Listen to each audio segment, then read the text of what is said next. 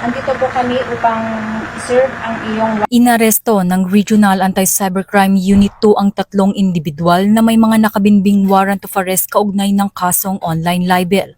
Isinagawa ang tatlong magkakaiwalay na operasyon sa bayan ng Bagao, Enrile at Claverias sa Cagayan Valley.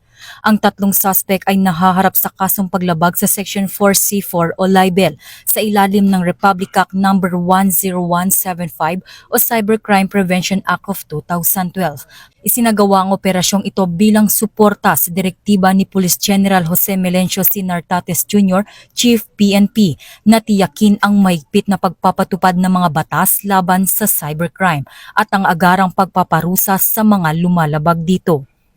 Samantala, bilang bahagi ng layunin na mapanatili ang ligtas na online environment, hinihikayat ni Police Major General Wilson Assueta, Director ng PNP-ACG ang lahat na maging responsable online at igalang ang karapatan at reputasyon ng iba.